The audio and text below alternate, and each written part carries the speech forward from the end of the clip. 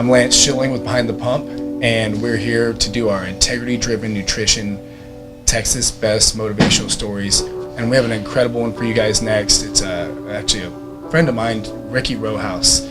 He's an IFBB pro, and prior to that, he has had so many things go on as far as injuries, losing his son, losing a wife, and I just think his story is incredible. I think your story is great, Ricky, and I just want to start off by telling you, man, as a father, I can't understand how what you've been through. So start me off with your first wife, Tiger's mom. Tiger's mom and me met in 1990, and we got married a year later, 91. At the time when we got married, she had told me she was an identical twin, so she had told me that she couldn't have children, and I said, okay, well, I accept that at the time. Well, a year went by, and one of her doctor visits, we went to, the doctor said, well, you can have children now, because what happened was she was born with, being an identical twin, she was born with 2 uteruses. She went down like the medical books go, hers were smaller, so at the time back then, the baby would probably be born too young and wouldn't be able to survive. But as medical advanced till today, or in these times, the baby would survive. The baby survived a lot smaller now. So it kind of shocked both of us. So we both, we neither one had children. So we both tried. She got pregnant, had Tiger. He was born in July 15th, 1993. We were in the hospital. He, just like anybody having a child, you see him and you love him to death. And he was born real little, like 4 pounds, I want to say 8 ounces, something like that, 20 inches long. Now, when they're born, the first thing they do is they check their plumbing and see if it's working correctly, because he didn't go to the restroom for the first 24 hours. Well, they noticed a blockage when the x-rays came back. They noticed a blockage in his intestine, and they showed it to me on the screen, and it was like a big blob. And so I didn't know what that meant. And the doctor says 9 out of 10, that's cystic fibrosis. In the medical terms, it's called meconium ileus. And so what does that mean? Well, the mucus in the body of a CF child, is thicker than ours. The proteins are messed up. They're not normal. There's things missing that should be there, which causes their mucus to be so thick. I want to use the term 5 times thicker, but whatever it may be. It causes the body function to be disrupted, because our bodies run on mucus. I always tell people when I try to explain it to them, it's kind of like the oil in your engine in your car. Right. If you don't change the oil, things happen. If you run out of oil, your engine breaks. Same thing with our body. Everything runs. Our lungs, our reproductive organs, our pancreas, our enzymes that our pancreas puts out to break our food down. Everything sits in mucus in our bodies. So this is almost like, I hate to use this word, but almost like a death sentence. Pretty much. When he was born, they said he might make it to be 18. But they were working on things at that time they said could prolong his life. We had to do a crash course. We didn't know what cystic fibrosis was. We thought, wow, what's wrong? Is he going to be in a wheelchair? Is he going to be able to walk? Is he going to be normal? I had no clue what it was, and I didn't even know that I was a carrier, and she didn't either. And anyway, he got older, and as he got older, his mom, she got detected with cancer, and it was a form of skin cancer. She died in '03. He was 9, I think, at the time. I want to say 9. She passed away, along with they said 6 months. She lasted 2.5 years, so we fought it. She went through chemo, lots of chemo, radiation, fought hard, and then she passed away. I met another woman at the church there a couple years after his mom passed away. We never got married, but we had a child together, and that's Tiger's sister today, which is my daughter, and April's also, but her name is Madison. And why I'm telling you this part of the story is her mother was the same age as Linda, and her mother back in '09 got the same cancer, not the same cancer, but got cancer and died the same month at the same age that Linda Then I got Madison, mom died. Tiger's mom died, both the same month, same age. Cancer, mind you. Now I got Madison and Tiger. Just me, no moms. It was right after Madison's mom passed away. I had a motorcycle accident. I had one of my best friends, which he also died the following year. I had this accident. We were riding some bikes out on a country road that I haven't rode on 10 years. And they were street bikes, and we had just bought them, and we were out riding them. It was on a Sunday, and of course we were going faster than we should. And I came up on a barbed wire fence doing faster than I could make the turn, and ended up hitting a barbed wire fence. They say at over 120 miles an hour. It took my arm completely off. Yeah, I severed the arm. Can you see right here? Yeah. All the way around. If you'll see in the back, that skin was the only thing that held it.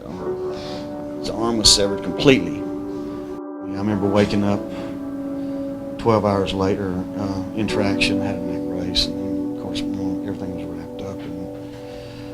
And, they had me, I guess it checked me all out. And the doctors told me that, my arm was completely severed, and that they were going to have to let it sit for 7 days and give me antibiotics, IV antibiotics, and hopefully it don't get infected. If it does, I have to amputate. So up to this point, I just want to recap because it's crazy many things. You've lost your first wife. You've lost your daughter's mother. You've lost your best friend. You've had your arm severed almost completely in a car accident, telling you you're never going to be able to do what you love to do, your favorite activity. Yeah. And now, take me to the next part of your story where you start being able to use your hand, and then also with your son.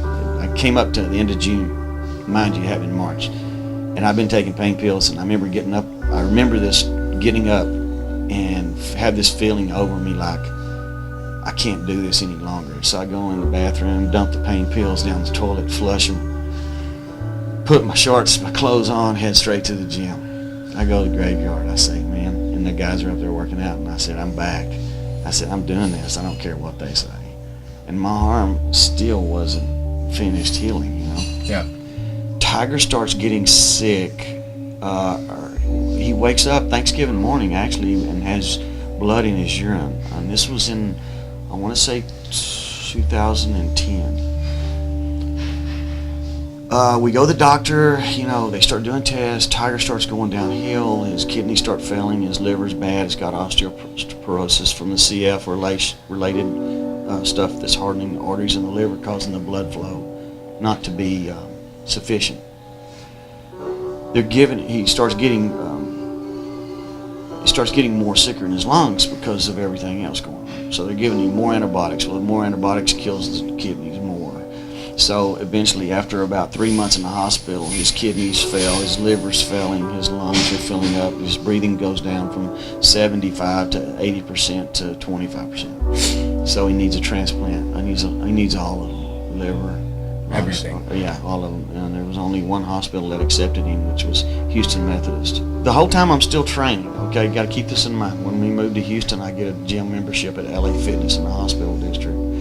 I'm still training because my son lets me train because he knows what it meant to me, and he knows it's how I did to cope with it mentally, his situation. Well, it's in someone in your situation, there's nobody there to bring you up but you. There's nobody there for your needs except for you. Yeah. And Tiger understood that. And he's hard. And there was some days when he asked me, Dad, don't go to the gym. I want you to be with me. And the only reason I think he didn't want to die by himself, and he probably had these feelings, so I would stay and miss. But most of the time he'd let me go, and I went to the gym like it wasn't blocks from the condo. Or if he was in the hospital, I worked out at the hospital gym. But I tried to work out every day. And it was tough because, your son's sick. You don't know what's happening. Is he going to live? Is he going to die? Is he going to get a transplant? I just remember going to the gym most nights, and I'd get on the Stairmaster or the treadmill or something and have my hoodie on, and I'd ride it for maybe an hour and a half. And everybody thought I was sweating, but I was actually crying. He got worse. He had a stroke during dialysis. He died right there in front of me. I called the ambulance. They came back. Took him to the hospital. He came back. I don't think he was totally the same after that. It's like I would look at him and he would look right through me. I could just see the difference. You know your children. Yeah. And then he had the second stroke in the middle of the night. The doctors came in, or the nurse came in to check his blood sugar. 4 in the morning. It was 2 when I went to sleep, and he was dead. He was virtually dead. They coded blue. Everybody comes running in. They start doing percussion, shocking him. They bring him back, believe it or not. I had to make a choice. They were keeping him alive with medications and machines. And the doctors told me, we can keep going, Ricky, or, you can take him and let him go home and be with God and put him that way he don't hurt anymore. Right. Our whole thing between me and him through all this mess, all this, was we had a pact: never give up. Never give up. Because I thought if we give up, we're not going to make it. Right. Okay. That's what's kept y'all going. Exactly. I said, I'll never give up on you, and you never give up on me, and that's what we did. So I felt like I was letting him down. I was giving up. So I didn't want to do that. I held on and held on and held on. Finally, I had to make that decision to let him go, which was the hardest thing I ever did. I asked Tiger, what do you want me to do? And I thought, with Tiger, he wouldn't want me to do that. He wouldn't want me to, pick up drinking or whatever it might be. He wants you to pick up the weights. He wanted me to continue to go forward and be the best I could be. So I thought to make him happy and myself to be the best man I could be was to get in that gym and go out there and go take it all the way and never give up, like he didn't give up on me. I look back at my strength, which is this man right here. I wear him around my neck every day. He goes through every rep, every cardio session. I never take this off unless I'm on stage doing a posing routine. Yeah. That's the only time it comes off of me. He stays with me. That's because legally, so by the rules. It's his pro card too. Yeah. That's the way I look at it. So I went. I thought right then I made the decision. I'm turning 60 in February, and I want to go and get in the best shape I can. I want to go hit my 60 class and try for my pro card. And I got a new coach at that time, and which was the blessing for me. He knew my story. I told him, and he said, Ricky, he said, tell your son you're going to go pro. I said, that's some big shoes to fill, man. I said, that's a big prediction. So you went and got your pro card in Pittsburgh again, the same. I went back. No, I went. My coach told me, he goes, we're going to go do Team U in New York, right. New Jersey. He said, we're going to do Team University. If you don't get it there, we're going to go to Pittsburgh Masters. So I went to Team U, and I think it was July 1st. And he had coached me from December all the way to July. And I went there, and I won my pro card. I won the overall in the 60 class. And so I won got 60 that class. pro card. So Tiger got his pro card.